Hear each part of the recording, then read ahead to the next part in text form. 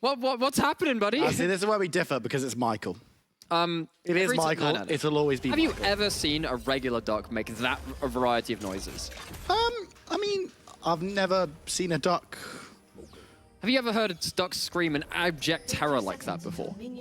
Truly, it is an elder being. Well, no, but would an elder being be that scared? Well, obviously that raises the greater question of, you know, what's it scared of? And then you think, oh my gosh, that's terrifying. We don't have a duck champion. Not yet. That can change. Skarner rework's going to be crazy. Guys. Just listen up. But we are on to the rift for our third game of the day. Could be our final game of the day, potentially, if Bifrost win it. 2-0 up in this series, knocking at EU Masters' door. For Dusty, they're a little bit further behind. But like, no, guys, wait. Stop. That's our door. They would love to keep a foot in it and keep themselves in the question. Very long legs. Like you. Your legs, you are uncomfortably tall. I am actually mostly legs. They are, yeah, that's me. And not all his. Crazy. I grew them myself. Did you know that? But either way, Bifrost, you've completely derailed my train of thought here. League of Legends, I thought we had an agreement here. But I think that, you know, you look at Dusty and you think, okay, they have to win this game to stay alive. There is a mentality thing about that. But looking at the sheer analytical side of things, I mean, I look at this and I say, look, I mean, these are two very low-range compositions. And they have lots of champions that want to really brawl it out. But when you have such low compositions with a Set, a Silas, a Cho'Gath, pretty much everyone on the Rift, you sat there like, wow, this is going to be absolutely bloodbath territory. And the problem I feel here for Dusty is that while they have a lot of champions which are still fine in low range, they can just get brawled. Odie in trouble, has to flash, has to heal. The Ignite burnt in as Duel moving forward. And you know, I like this adaptation a lot, to be fair, from the bot lane. Duel last game got caught out a lot, and he's like, okay, catch out Cho'Gath, I dare you. And that's the thing, like, you're diving into a Cho'Gath, you get hit by one Q in one fight, suddenly that's everyone piling onto you. You know, that Q has such high value in this game.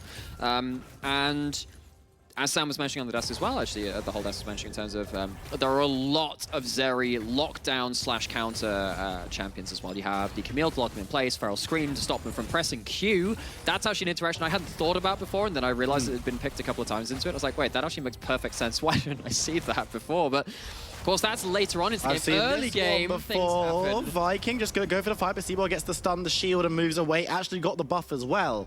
So Viking, for the first time, doesn't make this early invade work, but isn't done yet. Looking towards Shikari on the top side. Old Reliable. Teleport coming on through for the assist, though, as Backlund should be able to get something. Doesn't manage to get first blood, though, as Aleph running, retreating, as Fury arrives, gets chains in, looking for the fight potentially, but needs to be careful. It's 3v1, but the health bars are low. Shikari dives back on through, but a flash from Backlund and a charm gets first blood as Seaboy moving through. He's got a health bar and double buffs and is looking to grab someone. Aleph needs to be careful, flashing away, but not going to be able to do so for Viking, as Aleph also caught up. Big shield, but will it be enough? I don't know. The explosion in the charm lands Backlund on the back end of the fight, secures a second. For those of you playing Double Buff Watch, it's on Ari now.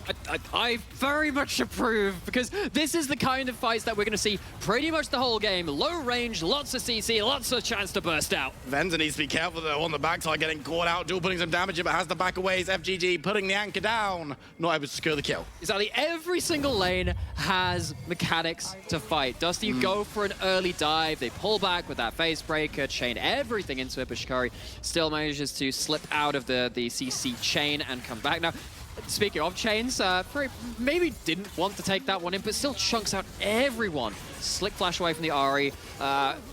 Means that the microplay goes the way of Dusty, and honestly, most of this feels like just microplay after microplay. It's like, oh, that skill shot just about hit. Oh, look, there's actually an electrocute still back up on the table. That's what finishes off Seaboy at the end of this. Obviously, just before that, the Set dies to just the last little bit of damage too. And again, both these teams coming in willing to brawl. Dusty down 2-0 though, and it feels like one of these fights goes badly enough and you lose all of these micro-mechanical flips, that could just be you dumped out of the NLC playoffs, dumped out of EU Masters contention, and Bifrost go happily onto the finals.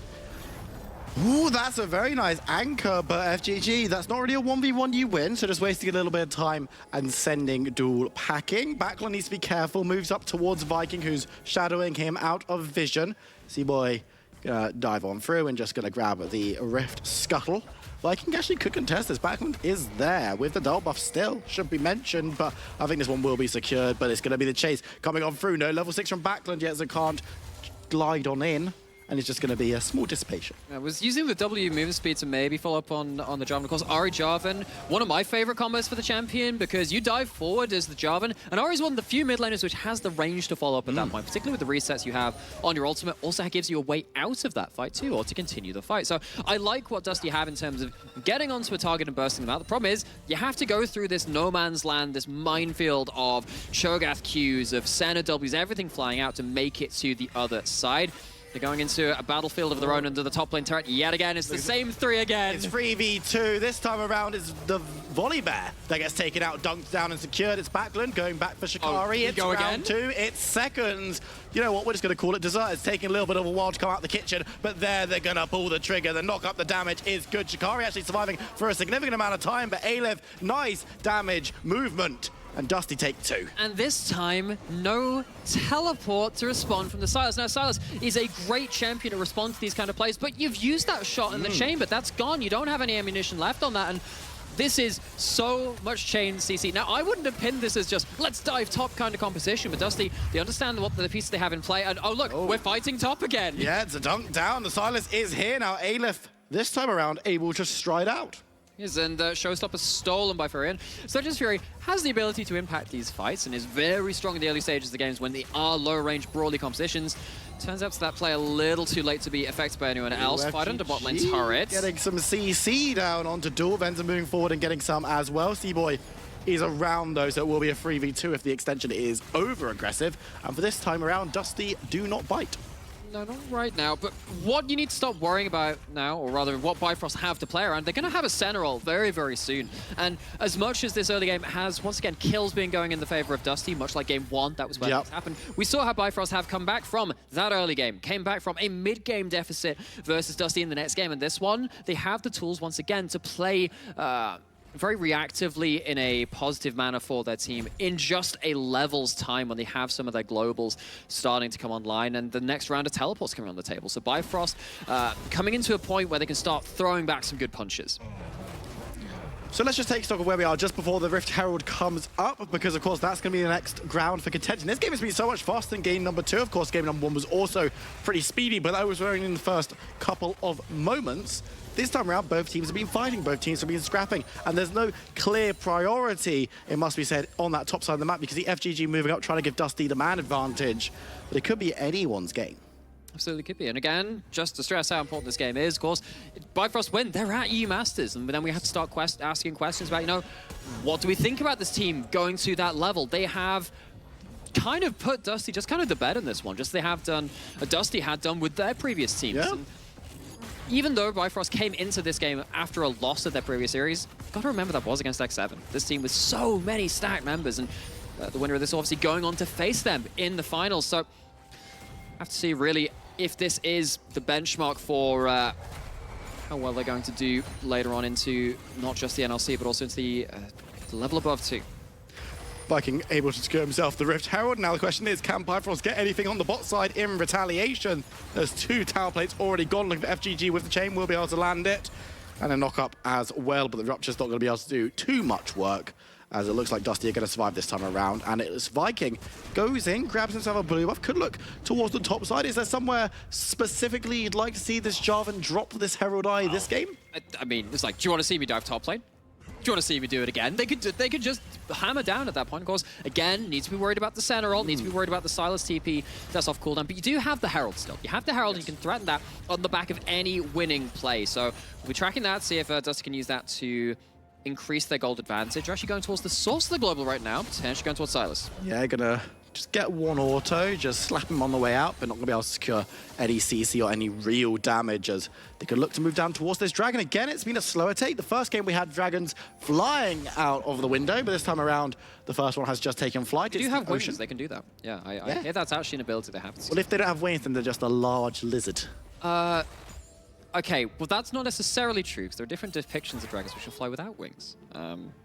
Yeah, but this one, these ones. These ones, particular ones. I mean, I know the difference between a drake and a wyvern, because wyverns don't have arms. They don't? They don't have arms. And turns out Fury has hands, as he's really trading heavily there, stealing away the Spirit Rushes back on the Well, coming into the back, though. Venter's in a lot of trouble, rooted up, and then the volley bear's going to follow through with his own CC. Venter looking for the damage, will be able to get the trade, flashing forward and taking down Odie, but does lose his life. And, I mean, Duel didn't have the ult on the Cho'Gath at that point, so you couldn't get the stack onto the champion, but didn't need it. Damage was there, but you're right. Sender does fall at the end of it, 1-for-1. Feeling like a bit of a opportunistic trade there from Dusty. I felt like they should have just lost their AD carry straight up either way. Both AD carries going down, and how did this one happen? It's staying in the brush, Bifrost kind of baiting them in, and there was a well, actually, I was about to say, was that a cleanse? No, of course, no cleanse. Actually, they're on zero just to get confused with the particles, the ultimate, but Seaboy coming down, and last second flash saves them from it being a straight one. Fury looking for Backlund, who has to flash away, but the ultimate's been stolen. The tower's turned off. Vikings there, though. What can he do? Trying to get some damage down. Looking for the CC. Won't be able to find too much as the flash away, but there's the characters and catching out Seaboy. Again, it's a 1-for-1 for now, but Duel moving forward has Devour trying to get on top of Jarvan. 4 will be able to do so, but not near damage to get the executed Viking. Trying to get away. Will get away this time around, but he's on the wrong side of the rift. FGG survives under tower as well, so it would just be a 1-for-1. Oh! How does he has the empowered recall? Gets out without even anyone closing down his position, and that's gonna be what, just 1 kill onto the Ahri under the turret, and then walking away from that fight. This is again following on the trend of, hey, don't both these teams have a lot of ways to fight in the early game? And we can see that again and again. Bifrost actually using their chance to tower dive at that point. It has been Dusty doing that towards the top side, but Volibear's ultimate makes it so much easier to pull off those kind of plays.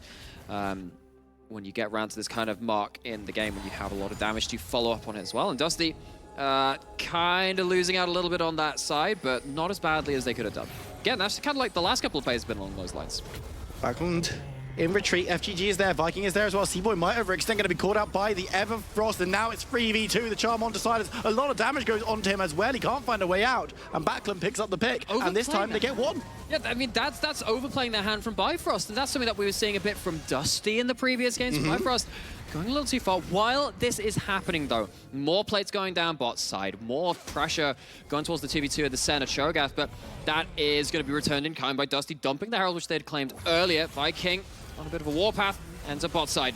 Yeah, now this could be a bad fight. He's silenced, he's devoured, he's taken out as Duel moving forward, gets the rupture, but it doesn't land onto Venza this time around. FGG will keep him in place so they can secure another kill. Odie goes invisible as FGG and Venza make their way out. Seaboy is following. Ultimate is available very, very soon on the volley there, so could look for a quick dive. Well, what they could do is just use that as threats and say, you can't stand under turret, so that's going to go down. Of course, first turret taken by Dusty in the mid lane, and as much as Silas is very happy brawling around early, leaving lanes, once you lose that mid lane out of turret, it becomes a little harder for you to really be a control tower on the map. And luckily for them, with them taking the bot lane out of turret to their own favor, maybe they can shift the center Cho'Gath to cover that lane, because losing that mid lane out of turret was very, very poor for them. But see how much damage Cho'Gath has. Does quite a lot. E, with the amount of base damage it has, chunks out enemy Jarvan and gets a well-earned kill for the side of Bifrost. And Bifrost now looking towards this dragon. First one of the game, remember, neither team has been particularly interested in this Ocean Dragon. As Viking move forward, catches out Seaboy in the Cataclysm, forcing his ultimate to be used in response. And now the Dragon's going to be taken up by Dusty. This one should be secured quite easily. 14 minutes almost on the dot are going to secure the first one of the game. And it's going to be a mountain for our second, so we might be getting something a bit more active as our soul. I mean, if it ends up being something like the Hex Tech, which is largely argued to be the strongest soul in the game right now, I think you'd very much favoring that on the side of Dusty, and they have themselves, again, this is the latest first dragon, Dusty having themselves both of the neutrals taken in this game so far. Of course, in the first game, they didn't get any, basically, for the early game. They gave up that early soul, gave up the first herald, and they really struggled to get themselves on the board with that. So, Dusty, after all said and done, heading gold, just by 1,000, heading kills, and they're, of course, still keeping even in structures with that mid lane out of turret going down, which of course we already harped on about how important that is. Question is again, what do you do at this next phase of the game right now? Because that's kind of, you've used a lot of your early brawling to get those advantages. What can you do next to seamlessly kind of keep on building this advantage? Because they've struggled to do that in this series so far, and they couldn't close out when they had the big advantage the last time. So what's your game plan from here on out? We know that you can still brawl about. You're going to have teleports to worry about again. The center ult, of course, means that maybe you have to be a bit more tempered with the way that you're going about your aggression. But with your Jarvan and your Ahri getting quite far ahead with a lot of target accessibility for it, that's where I'm looking for them to kind of put them on the map and say, let's catch someone out. And I mean, grabbing that second Rift Herald is going to give them the opportunity to use the battering ram to try and open up the map just a little bit, because the more open the map is, the more opportunity you have to take those fights, to catch people out, because you've only got half the map to work with right now. You take down the outer towers, top or bot, suddenly an area is much, much easier. And when you've got Baron coming up onto the menu in less than 5 minutes time, there's another Cataclysm being thrown down onto C-Boy. Venza's there as well. FGG moving through. There's going to be a really big team fight as the depth charge is blown. Venza's called out and removed. It's Duel showering down, but now Alif is up a creek and hasn't got any paddles to find his way out. The damage is there. The shield's fine, but he won't be able to get anyone as he's taken down by Odie. Can't cancel them anymore, and Venza once again just in a awkward position, and just because you can hop over fights right into the thick of the fight does not mean you always should. And this one, trying to close down the jungler, turn around that fight, and can't roll on to something else, but Venza goes in far too greedily and far too deep, and Bifrost eat that fight up so easily, even though, again, we knew that Dusty were trying to look to, again, roll over their advantage, but Venza is right in the thick of things, and maybe just doesn't respect the fact that Shikari can be roaming so quickly to the play, and both him and Alif paid the price for it. And the problem is now, you had a Dusty who were talking about, hey, has started to build a little bit of momentum in this game. Things look okay. Losing 2 members has thrown things back dead even. You look at the momentum graph, it's shifted back to being right down the middle in terms of who our analysts think will be taking this game and who's in control right now. Where's the next flashpoint? Where are we needing to keep our eyes in the next few minutes? Okay, so there's obviously not an obvious one besides the Dragon Spawn in terms of objectives. I think really you're looking to see what Dusty will do about the center Cho'Gath who continue to push, because this is what happens when they get to have free reign. It's very dead Venza. There you go. I mean, Venza once again stuck alone farming and being very exploited for it. Game 1 much similar on the Zeri this game, not the Jinx, but still getting really punished for just trying to get XP and farm, and Dusty not able to shield their AD carry to the point where he can really get resources enough to become a threat in this game. And I mean, for Bifrost, you're looking at the performance they put in this time around. We haven't seen a perfect performance from them this game so far. Viking and the Dusty crew have still been able to exploit a couple of weaknesses in the early stages. However, you've got to say they've been playing this one out exceptionally well disciplined, and yes, they're going to be looking down the eye of another Herald in the top side, but Duel's moving forward. This will be a 3v2 if they take the fight. I don't know if they're going to want to. No teleport coming on through. The Cho'Gath is a little bit overextended. Damage coming down. Backlund trying to dive on through. Gets the depth charge as well, but Odie on the side is putting in a little bit of work in terms of trying just to dissuade. Can't get the damage, and they will lose the Cho'Gath as Dusty get a pick. So Dusty, they get vision control in top side. They're pushing towards that turret. And yes, Duel turns up, but Dusty have the teleport themselves to respond at this point. Top lane in a turret, very low HP, and Shikari sat there trying to defend it, has to call up resources, and Bifrost weren't particularly ready to play, but it's Venza once again being aggressed onto, not quite caught out this time though, but it's very close to it. I mean, yes, some support collapsing through. Viking FGG chasing Bifrost down the map, and it's going to be a 4v3 if they pick this one up. But Death Charge has been secured by Silas, which could be a very potent tool. Double teleport coming up through. Who are they looking for? They're going to grab FGG. It's a free kill. The Depth Charge is still in pocket as the ultimatum comes down onto Viking. He puts the Cataclysm in, tries for the duel, and will dive away, but it's going to be knocked up and removed by Bifrost. There's another clean fight as they grab 2 and move towards the spawning Drake. It is, and again, after we were saying, like, you know, what did Dusty do in this next phase of the game? They got vision control, they went towards top, but immediately, once again, they get overbowled and they get punished. W lands and flash ult forced away out of Odie, just finding a very opportunistic pick there. And once again, after just a couple of minutes of play, Dusty have a lead and it just melts away into the ether. And we've seen this one before.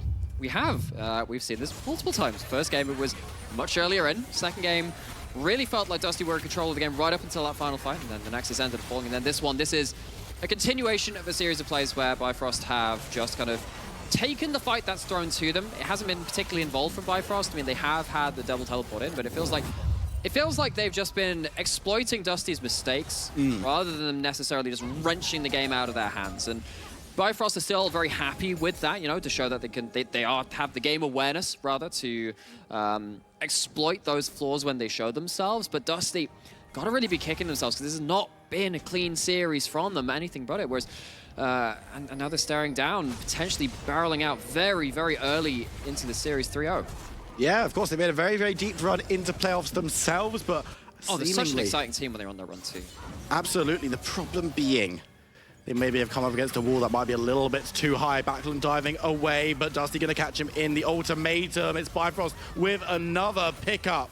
And this time around, the kill goes over to Shikari. And there is no one on the same side of the map from Dusty to protect that. So Bifrost, they spot that out, they count all the members on the rest of the map and say, sweet, this is a free play, and now you're going to be able to open up the map to your favor a little bit as well, take down that top lane outer turret, take out that last of the outer ring, and Bifrost very comfortably finding themselves in quite an okay... I mean, again, the gold is fairly even, but considering where it was and the way that they're playing out these fights, they're very happy with the last five minutes of this game or so, and they're in a very comfortable position now to play out their lane allocations and how they're pushing in the map. Because, I mean, while Venza has been the one that's really been struggling to clear waves, you look at this, Odeon in the center, cannot nearly say the same. Odeon, to all very, very content with how this game's playing out. I've got to agree with you. I know it hurts you to say that. Primarily because, you know, that's the dynamic we have to have as casters. If I disagree, it can get a little bit adversarial. And then, yeah. Like, wow. Screw you, Viperine. You're the worst. As Odie picks up another little stun onto Viking, who's overextended, but does manage to get away. Venza might not be able to say the same. He's stunned, though, but there's support from FGG. Backlund comes in the other side, and it's a volley bear sandwich, really, as he gets taken down, and now Bifrost needs to retreat. Odie needs to be careful, flashing over the wall, but still taken out by Backlund, and just like that, Dusty get the dog pile and take the fight. But Silas just doesn't teleport in up until the fight's already over. You gotta feel that Fury could have made it much, much sooner to that fight, but with that fight taken by the side of Dusty, they take down the jungler, they take down the bot lane, which we were saying was so hard to uproot. They go on towards that Baron, they're gonna take it down without contest, and as much as Fury's gone back towards that bot lane, there's gonna be a response teleport, and Dusty, just as we were kind of oh my god. ALF, what are you doing there, buddy? That is a Baron power play. Not what Dusty are going to get off the next 5 minutes, but play of the game coming through. We're going to get a replay of the fight there. You're going to need to get your head out of your hands because you need to talk us through this. Oh, okay. All right. Well, this is what happens beforehand because, I mean, you look at bot lane, you see the Silas sat on the bot side of the map, you're like, wow, maybe he can teleport in, but that's one kill down. And you see Elf on the side, he still has his ultimate available, and suddenly you're sat here like, yeah, if Silas is going to commit to this fight, it needs to be much, much earlier. At this point, this tell was completely redundant, but this is kind of what we were saying very start of the game, saying, yeah, both these teams, very low range, very happy to burst people out and just brawl. No, there's no need. They turned away. Oh, there's no fight back. The Lord, it was saving us as FGG going in, looking for a target. Doesn't manage to find one, but goes very low. Has to go gone in the characters, and Volibear dives out. But this could be disastrous for Dusty. They're losing 2. They might lose more as Backlund in the back of the pit. Viking there as well. Fury goes golden, but Venza's putting out a good chunk of damage. Going to be able to catch on to Fury. Gets the kill before Backlund falls. And Dusty, they turn it around. Turn it around. Now they've had a couple of fights back to back where they're feeling pretty okay about things. Backlund was just scouting through the enemy jungle with one last charge, the ultimate, ready to jump forward, or jump backwards as the case may be. But Dusty, it's not around a dragon, it's just randomly in the bottom side of the map, and they end up taking that fight, and they're going to roll through the Baron buff now, a couple of these structures, get some more gold into pocket, and build themselves back up again a lead. So we didn't see the start of this fight, obviously. This was a Hextech portal into a bit of a dangerous scenario, and as much as you steal that Nautilus ultimate, Fury's being out of position to really burst someone out. Venza so happy in this fight for what feels like the first time in this game. Actually, the Zeri gets to do relevant damage without having to be shut out of it far too early. And then, yeah, I mean, first couple of targets go down. Not really able to give a platform to Senna to deal out the same kind of hurt. And Dusty roll over the fight. And now it's Bifrost moving forward, looking to get onto Aleph. We'll be able to find him, gets knocked up, taken low. Shield is big. Can he get away from the fight? He's moving backwards as members try and get on top of him. Fury gets the kill in the end, though. Venza is still free firing. He's found Shogaf, who's just a big damage sponge, though, as Seaboy gets the stun. There's the rupture. The charm comes through. Venza over the wall gets the snipe, but needs to be careful because Volibear follows up, goes down. Shikari dives forward. Venza with the ultimate, but calling the ultimatum. Fury will chain him up as FGG, running the wrong way out of this fight, will be chowed down on.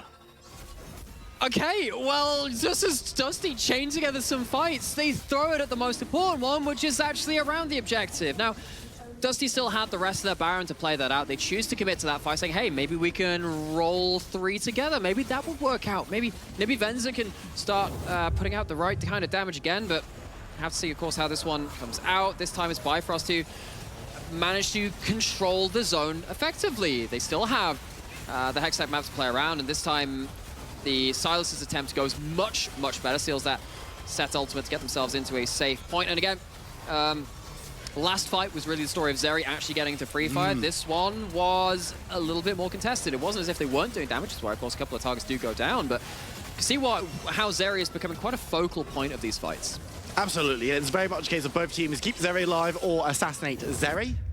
And that is what has been the success when these two teams have been fighting in the last couple of engagements. Bifrost, you can get onto Zeri, you can either get her very low or kill her. Hey, job's a good time. If you're on Dusty and you keep Zeri alive for 3, 4, 5 seconds, hey, job's a slightly better one. It's not quite a good one because you need to actually keep them alive with a front line able to actually get them doing damage. But speaking of the damage that's going to be dealt, of course, we do have quite high damage coming out of the set. You look at that build, it's the Blade of the Ruin King into the Gore Drinker. And when they've had the big combos, the amount of AD scaling which goes into your combo going into that is actually pretty big in terms of the turnaround. And we have a Magi coming out of the Ari. So it's not like it's a Zeri one-person army. You have a decent amount of extra damage following up. The question is, is everyone actually going to be at the same place at the same time to do that? Because it feels like these fights are evolving so quickly and starting so quickly. It's never just a straight, all 5 people there, there's one hook landing into people piling onto it. It's someone's getting caught off at the side of the fight, everyone has to pile in and use their mobility to get to it. And by that point, actually, it's more about who arrives more quickly at that point. So we'll be tracking that a little bit as we go into this game. And for the first time in a little while, we're spreading the map open a little bit, trying to play through the side lanes. Shikari doesn't have too many team members close by. Dusty walking through the bot lane, bot side enemy jungle to see if they can get some vision control and secure the push for Aleph in his own lane. But we have a brief moment of respite. Yeah, that's always nice. Just an opportunity to collect ourselves, look at the game and go, huh. That's League of Legends. We've got a League of Legends game on our hands. But for me, right, let's have a think about what are the next big ideas? What are we going to be seeing from these two teams? We kind of know how they want to fight and we know how they've been playing, which is a bit of internal screaming and unspeakable violence. It's like, on that note, because you said that, the first half of this is about vision control. Because knowing is half the battle. The other half is unspeakable violence. But those are the two sides of it, because you've got, again, see around the top side of that, Bifrost has put down some ping wards. They have a quadrant of the jungle fairly well scattered. Thank you very much, Observers. Look at that. Yeah, they have a good stretch of this map actually covered for. That's accounted for. You know that if there's going to be a weird flank coming in from the set or from FGG or whatever, you got that covered at this point. Dusty tried to do the same thing on the bottom side of the map, but they have lost control of that. That means that Bifrost, Aleph, Aleph, don't do it. Needs to survive until help arrives. But caught in the ultimatum, knocked up, and Nyam comes down. Odie in trouble, though, with the depth charge. Manages to get some distance down as Viking gets the knock-up. Cho'Gath goes down. Shikari is trying to get something going. The teleport's coming through as well. A little bit late from Fury, but will drive through regardless. Looks for the chain. But the re-engage is going to come through from Dusty as well. Both teams kind of want this fight, but Vender's like, no, please, not me. He goes down as Fury secures it. We've seen fights like this before. They've lost the game before for Dusty. Bifrost take another. I don't know how much they can secure, but deja vu. Deja vu, but the triple kill for the Silas might very well be the final really deciding fight in how Bifrost could get themselves a ticket to European Masters. That felt like a pretty important fight because it was the area of the map which Dusty had been pivoting towards, had been setting up towards, but they just couldn't fight the fight which came to them after that point. They set up the side of the map, they couldn't follow it through. Bifrost walking away with their Baron in this game, and now Dusty in a very dire situation and on the real edge of the precipice here. I mean, for Fury, that's gotta feel so good. This is a guy who's been so close to the European Masters. He tweeted earlier today, he was like, first time's the charm, right? Right? And you know what? Third game might be the charm for them. and we get to see his impact in this one, because at the start of this fight, so many big cooldowns are used, and then you're waiting for the second cooldowns to come back up, but you don't have the Nautilus ult after that point. Yeah, you've got Charm Stop and Camille dashes, that's all well and good, but, you know, if the damage is shut down, and well, I guess we're looking at Aleph on the side lane again. And you know what, it might just be another kill dunked on back, and it's Shikari this time around. It's with the help with the mid laner once again, though. Silas 9, 2, and 8, and you know we mentioned so many of those players that had been to European Masters before. Fury wasn't one of them. Yeah. One of only 2 or 3 in this entire game which haven't had any representation. Only player on his team. Yeah, and even looking at players like Shikari, hasn't been there for a number of years at this point. Only got there in 2019. A lot of these players looking to revisit that next highest level again and seem poised to do so. Dusty staring down again. Dangerous team composition. Again, the gold's not that far out. It's not like they're staring down a soul, but Bifrost are starting to really, really test them in the fights. They're not able to really deal with the longer confrontations now. Pushing forward, looking to take down objectives. The tower goes down mid as Dusty.